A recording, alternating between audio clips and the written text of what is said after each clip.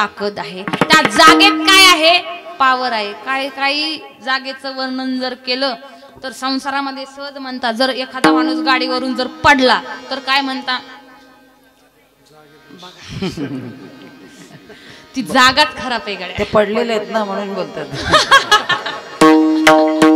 जागेत काय आहे, दोष आहे. आता बघा, परंतु पंढरपूरची नगरी म्हणजे साक्षात पंढरीश भगवान पांडुरंग परमात्मा, ज्याला देव म्हणतात, त्या भगवान परमात्म्याची नगरी. बघा, तिथे गेल्यानंतर एखादा जर वारीला जर गेला आणि त्याच्या गळ्यात जर माळ नसली आणि त्यानं जर म्हटलं, तिथं गेल्यानंतर म्हटलं नाही मला आत्ताच्या आत्ता माळ घालायची, तिथल्या जागेची काय आहे, ताकद आहे. तिथल्या जागेत काय आहे, पावर आहे. आता पटत नसेल तर मी एक दृष्टांत देते म्हणजे तुमच्या लक्षात येईल. अर्जुन काम्यक नावाच्या वनामध्ये गेले.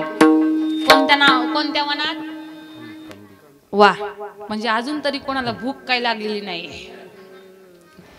काम्यक नावाच्या वनामध्ये अर्जुन त्या ठिकाणी गेले. रसभरीत फुलांच्या वेली, सुंदर अशी फळं, राजहंस पक्ष्यांचे थवे, सुंदर असं ते वातावरण, निसर्गरम्य वातावरण, इतकं सुंदर वातावरण. तिथे गेल्यानंतर आता त्या वनाचं नाव काय आहे, काम्यक नावाचा वन. तिथं गेल्यानंतर ते सुंदर वातावरण, सुंदर दृश्य पाहिल्याबरोबर अर्जुनाचा काम त्या ठिकाणी उत्पन्न झाला आणि सुभद्रा आठवली. कोण आठवली, सुभद्रा आठवली. तुम्ही म्हणाल ताई काय पुरावा, मी पुराव्याशिवाय बोलत नाही. ज्ञानेंद्र राजे माऊली महावैष्णव माऊली ज्ञानोबा पुरावा देतात. पहाते काम्यक वनी आठवली सुभद्रा जयाचे मनी,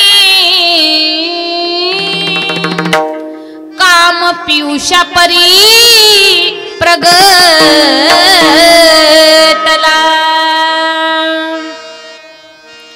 ज्ञानेंद्र राजे माऊली महावैष्णव माऊली ज्ञानोबारांनी पुरावा दिला. काम्यक नावाच्या वनामध्ये गेल्याबरोबर सुभद्रा आठवली. आता जगदानंद कंद भगवान परमात्म्यानं विचार केला, आता काय करायचं. सुभद्रा तर आठवली, परंतु सुभद्रा कशी पाठवायची.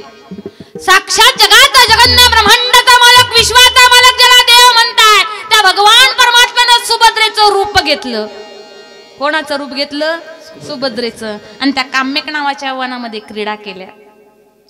क्रीडा करून झाल्या, अर्जुन महालामध्ये आले, घरी आले. आता घरी आल्यानंतर मला सांगा, महिला मंडळ आपल्या घरी पाहुणे आल्यानंतर किंवा आपले मालक कामावरून, शेतावरून, कुठून बाहेरून आल्यानंतर तुम्ही आधी काय करता, पाणी. पटकन बोला ना. त्या माऊलीला वाटेल ना बोलता येत नाही, सासवाना बरोबर बोलताय. काय देतात, पाणी. आता सुभद्रेनं काय केलं, ट्रे घेतला आणि त्या ट्रे मध्ये पाण्याचा काय ठेवला, ग्लास ठेवला. तेव्हा ट्रे नव्हता, आता आहे सांगायला काय हरकत आहे. तो ट्रे घेतला, त्यामध्ये पाण्याचा पेला, ग्लास त्या ठिकाणी भरून ठेवला आणि तो ट्रे घेऊन कोणाकडं, अर्जुनाकडं, म्हणे पाणी घ्या.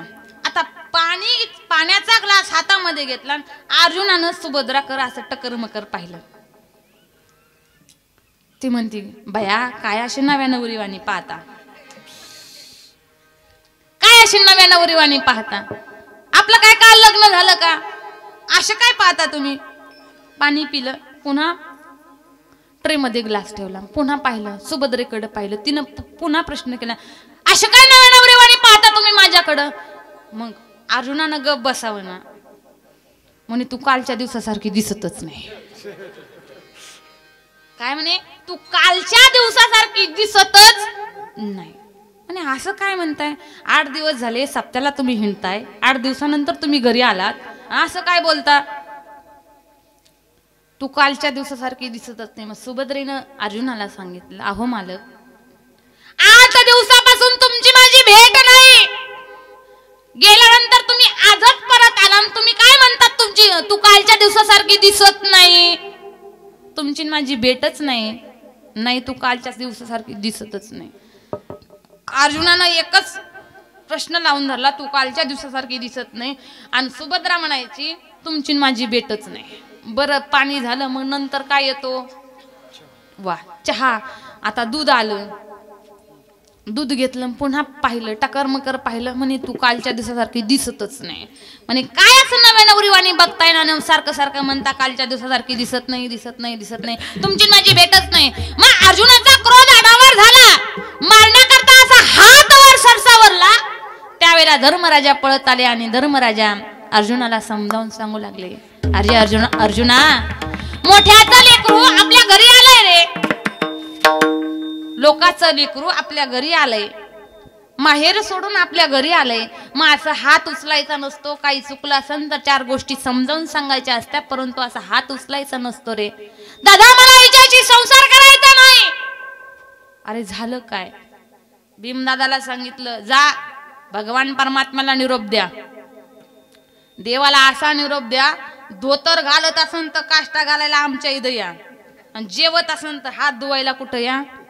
तिथं या लगेच ताबडतोब बोलवले भीमदादांनी निरोप दिला जगाचा जगन्नाथ ब्रह्मांडाचा मालक विश्वाचा मालक ज्याला देव म्हणताय तो धावत पडत आल्यानंतर म्हणे काय चुकलं आमच्या बहिणीकडनं तुमची बहीण घेऊन जा मला तिच्याशी संसार करायचा नाही म्हणे का झालं काय म्हणे मी तिला फक्त एकच म्हणलो तू कालच्या दिवसासारखी दिसत नाही मग हिनं ग बसावं ना ही माघार घ्यायला तयार नाही ही म्हणते यांची माझी भेटच नाही विठ्ठल विठ्ठल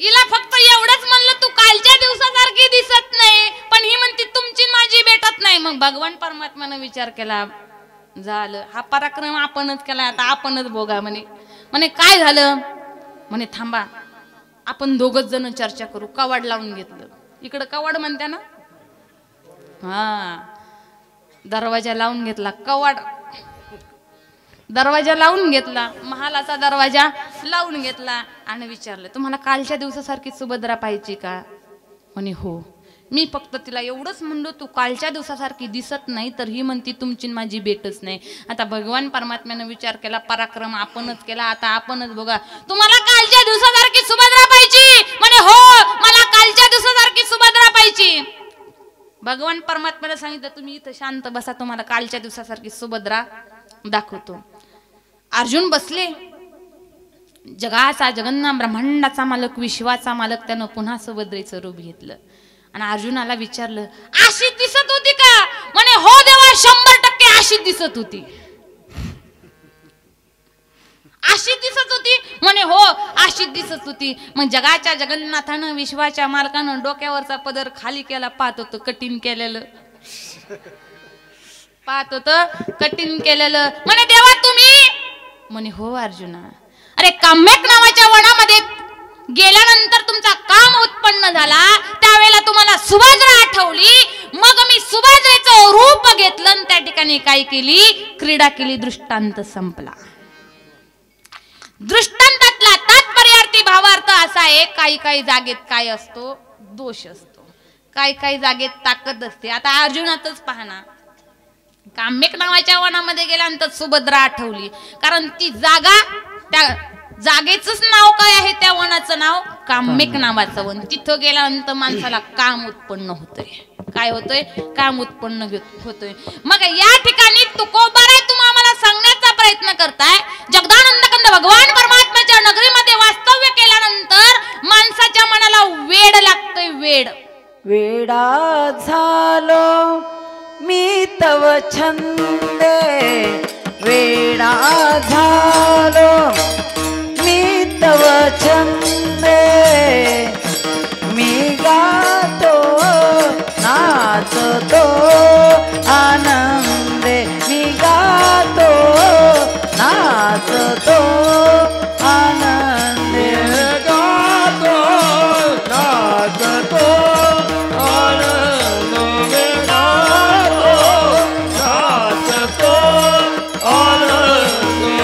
गायीन ओविया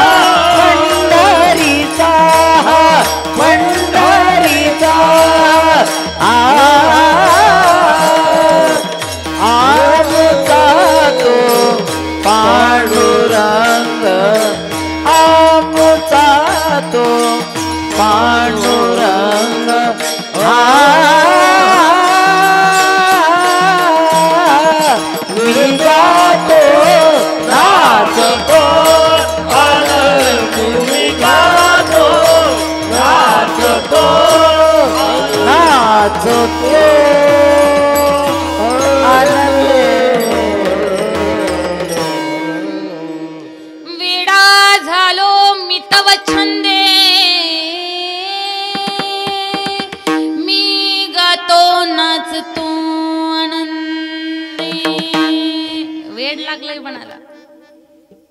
वेडा झालो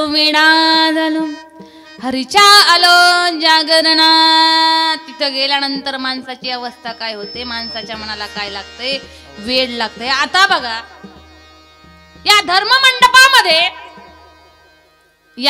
धर्ममंडपामध्ये हे जे बालगोपाल ताळ धरून या ठिकाणी नाचताय ना, या बालगोपालांचा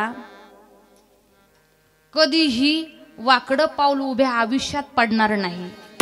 कारण ही ताकद या जागेची आहे, ही ताकद या जागेची. कारण जागेत काय आहे, पावर आहे. जागेत काय आहे, पावर आहे. मग तुकोबारा या ठिकाणी सांगताय, बहु खेचरीचे रान जाता मेडे होय मन. तिथे गेल्यानंतर माणसाच्या मनाला काय लागतंय, वेड लागतंय. परंतु तुकोबाराय पुन्हा तुम्ही आम्हाला उपरोधिकपणे सांगताय की बाबा हो, तिथं जायचं असेल तर विचारपूर्वक जा, जायचं असेल तर विचारपूर्वक जा. कारण जे तिथं गेले ते पुन्हा परत माघारी आले नाही, जे गेले ते पुन्हा माघारी आले नाही. मग तुकोबारायांनी त्याचं वर्णन अभंगाच्या 3ऱ्या चरणात केलं. तेथे जाऊ नका कोणी, तेथे जाऊ नका कोणी, तेथे जाऊ नका कोणी, तेथे जाऊ नका कोणी. हो तेथे जाऊ नका कोणी, तेथे जाऊ नका कोणी, तेथे जाऊ नका कोणी, तेथे जाऊ नका कोणी, तेथे जाऊ नका कोणी, तेथे जाऊ नका कोणी. हो तेथे जाऊ नका कोणी, तेथे जाऊ नका कोणी. हो तेथे जाऊ नका कोणी, तेथे जाऊ नका कोणी, तेथे जाऊ नका कोणी, तेथे जाऊ नका कोणी, तेथे जाऊ नका कोणी, गेले नाही आले परतोनी, तेथे नका जाऊ कोणी, गेले नाही आले परतोनी, तेथे जाऊ नका कोणी, गेले नाही आले परतोनी, तेथे नका जाऊ कोणी, गेले नाही आले परतोनी. बहु केसरीचे रान, बहु केसरीचे रान, बहु केसरीचे रान, बहु केसरीचे रान, बहु केसरीचे रान, बहु केसरीचे रान. तेथे जाऊ नका कोणी, गेले नाही आले परतोनी. बहु खेचरीचे रान जाता मेडे होय मन. वारकरी संप्रदायाच्या दंडकाप्रमाणे सर्वांनी एकदा टाळी वाजून भजन करायचे.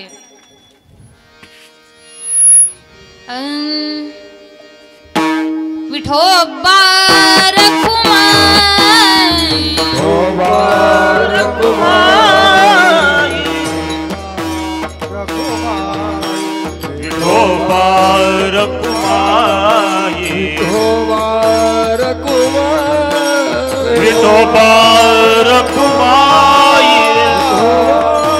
रखुमाई,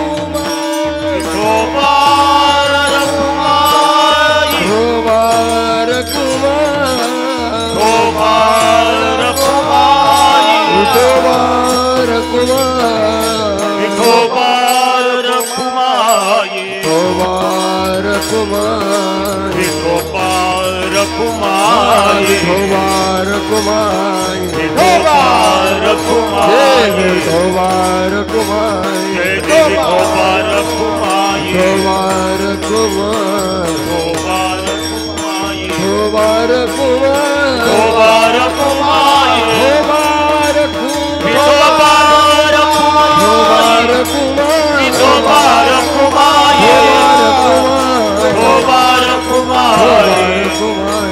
विठोबा रखुमाई, रखुमाई, विठोबा रखुमाई विठोबा रखुमाई विठोबा रखुमाई जाता वेडे होय मन तुकोबरा आहे. तिसऱ्या चरणात उपरोधिकपणे सांगताय की बाबा हो तिथं कोणी जाऊ नका. आता बघा 10वीची एक्झाम चालू आहे, 12वीची एक्झाम या ठिकाणी चालू झाली. आई वडील मुलांना काय सांगता? असं सांगता का बाबा हो अभ्यास करू नका? बोलतात, डोक्यात राग असला का बोलतात की काय अभ्यास वगैरे करू नका. अभ्यास करून कोणाचं बल झालं? बरोबर ना. परंतु तुकोबारा या ठिकाणी उपरोधिकपणे सांगताय की बाबा हो तिथं जाऊ नका, तेथे जाऊ नका कोणी. कारण जे गेले ते परत आले नाही, गेले नाही आले परतोनी. मग तुकोबारा स्वतःचा अनुभव सांगता की तुकोबारा म्हणता मी पंढरपूरला गेलो परंतु गेल्यानंतर मी पुन्हा परत आलो ना. या अभंगाचं शेवटचं चरण. तुका पंढरीला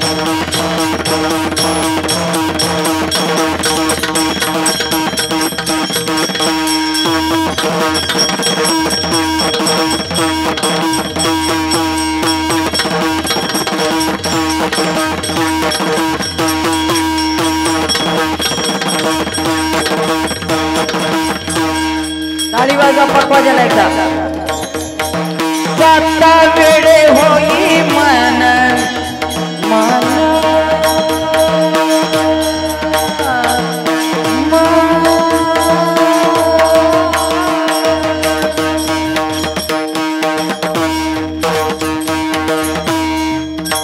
रामाविन मज चैन पडेना रामाविन मज चैन पडेना रामाविन मज चैन पडेना सुचत नाही का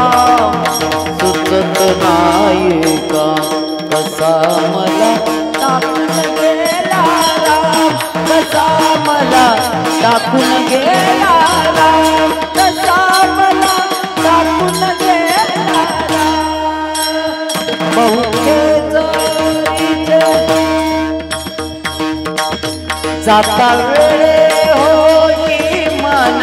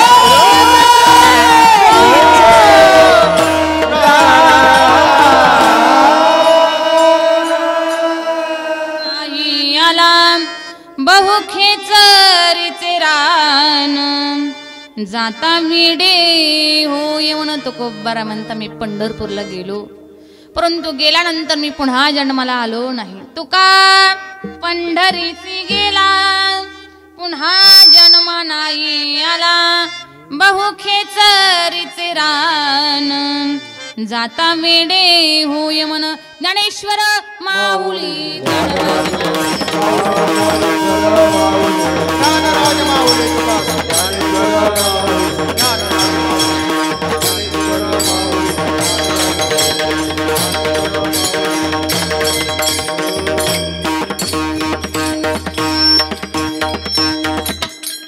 पंढरीचे भूत मोठे आल्या गेल्या झडपी वाटे, बहु खेचरीचे रान जाता वेडे होय मन यथामती यथा अवकाश. झालेली सेवा विश्वपिता भगवान परमात्म्याच्या चरणावर अर्पण करण्या अगोदर श्री क्षेत्र वडगाव लांडगा या ठिकाणी हा भव्य दिव्य असा मुक्ताई वारकरी शिक्षण संस्था, त्याचप्रमाणे हा अखंड नामयज्ञ सोहळा या ठिकाणी संपन्न होत आहे। या अखंड नामयज्ञ सोहळ्यातील 5व्या दिवसाची सेवा माझ्यासारख्या पामराच्या वाट्याला आली। आमच्या आईसाहेबांनी 5व्या दिवसाचं कीर्तन पुष्प माझ्यासारख्या पामराच्या वाट्याकडं सोपवलेलं आहे। वास्तविक आईसाहेबांचं जेवढं कौतुक करावं तेवढं कमीच आहे। बघा ना, हल्ली कीर्तनकाराच्या कीर्तनात कधीच टाळ घेऊन उभा नसतोय। आणि इथं आल्यानंतर आमच्या आईंच्या मनाचा मोठेपणा पहा ना। महाराष्ट्रभर नाव आहे, नव्हे महाराष्ट्राच्या कानाकोपऱ्यात ज्यांचा आवाज दुमदुमत आहे अशा आमच्या आई साहेब आदरणीय हरिभक्ती पारायण आमच्या अश्विनीताई म्हात्रे, आमच्या आई साहेब, त्यांनी माझ्यासारख्या पामराच्या कीर्तनामध्ये टाळ घ्यावं आणि प्रमाण द्यावं। आज खरंच मी भाग्यवान आहे। मी स्वतःला धन्य कारण कीर्तनकाराच्या कीर्तनात कधीच टाळ घेऊन उभा राहत नसतोय, परंतु इथं आईंच्या मनाचा मोठेपणा आहे। बघा ना किती सुंदर वातावरण आहे। सुंदर अशी मृदंगाची साथ दिली। दादा पुन्हा मारावन तुमच्या पोटी जन्माला यावा। जनाबाई ज्ञानेश्वरानं म्हणते नाही का?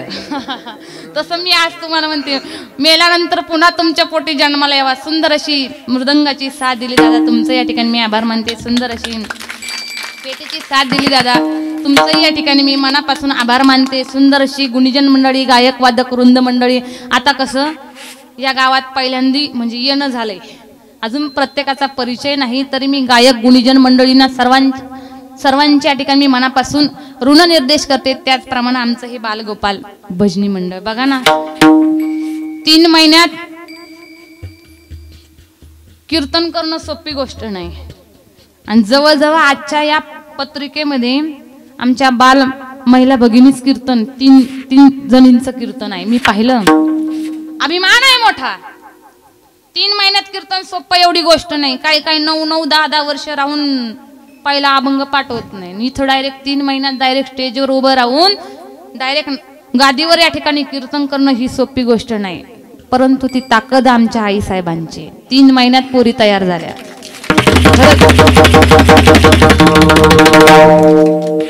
ताई आहेत, आमच्या महिला मंडळ या ठिकाणी उपस्थित आहे। आणि हो, त्यांच्याकडे शेवट जाऊ, कारण कसं आहे टायमाच्या पुढे गेल्यानंतर त्यांनी काय दंडा दाखवला नाही म्हणून त्यांच्याकडे शेवटी तुम्ही सर्व श्रोता वर्ग बघा ना, वाटत नाही पहिला सप्त्याचा पहिलं वर्ष आहे म्हणून बहुसंख्येने या ठिकाणी उपस्थित आहात। कारण तुम्ही बहुसंख्येने उपस्थित असल्यानंतर इथं कीर्तन करायला काहीच वाटणार नाही। चालू द्या ना किती वेळ, काहीच वाटणार नाही। त्याचप्रमाणे सोबदार आमच्या ताई त्याही या ठिकाणी आहेत। सुंदर अशी सिस्टीम आहे। त्याचप्रमाणे आता हा कार्यक्रम चालू आहे तो पुन्हा पुनर्प्रक्षेपण दिसणार आहे। पुन्हा सर्वांना हा पुन्हा पुनर्प्रक्षेपण हा चॅनल पुनर्प्रक्षेपण या कार्यक्रमाचं लाईव्ह तुम्हाला आम्हाला दिसणार आहे। कधीही बसल्यानंतर तुम्ही आम्ही मोबाईल उघडल्यानंतर मराठी तडका हे नाव टाकल्यानंतर पुन्हा हे कार्यक्रम पुन्हा तुम्हाला दिसणार आहेत। दादांनाही या ठिकाणी मी धन्यवाद देते। त्याचप्रमाणे मानुभाऊ पंतांचे हरिभक्ती पारायण समाधान महाराज तेही या ठिकाणी उपस्थित आहे। माझं परम भाग्य म्हणावं, इथं दुग्ध शर्करा योग आहे, मला माहीतच नव्हतं। तुमचेही या ठिकाणी मी ऋणनिर्देश करते। त्याचप्रमाणे आमच्या सोबत आलेले आमचे लहितकर वडील स्थानी असणारे आमची सर्वच काकाश्री आदरणीय हरिभक्ती पारायण विठ्ठल भाऊ काळे, आदरणीय हरिभक्ती पारायण विष्णू भाऊ काळे, आदरणीय हरिभक्ती पारायण विठ्ठल भाऊ देरिंगे, त्याचप्रमाणे माझी आई भाऊजाई घेतलं नामदेव काका ढेरिंगे, त्याचप्रमाणे आमचे आई वडील भाऊ या ठिकाणी आलेले आहे। त्याचप्रमाणे आमचे हरिभक्ती पारायण आमचे यजमान आदरणीय हरिभक्ती पारायण मच्छिंद्र महाराज गावंडे तेही या ठिकाणी उपस्थित आहे। आता सर्वांचंच नाव घेणं एवढं माझ्याच्याने शक्य होणार नाही। तुम्ही म्हणत असाल तर घेते, काही हरकत नाही, सकाळ होईल, बरोबर आहे, सकाळ होईल। आता नवीन असल्यामुळे या गावात पहिल्यांदा कार्यक्रम झाल्यामुळे आता अजून काही एवढा परिचय नाही, परंतु आमच्या साहेबांमुळे तो योग या ठिकाणी जुळून आलेला आहे. सर्वांच्या चरणावर मी नतमस्तक होते आणि या ठिकाणी सेवेला मी पूर्णविराम देते. जय विठ्ठल जय हरी.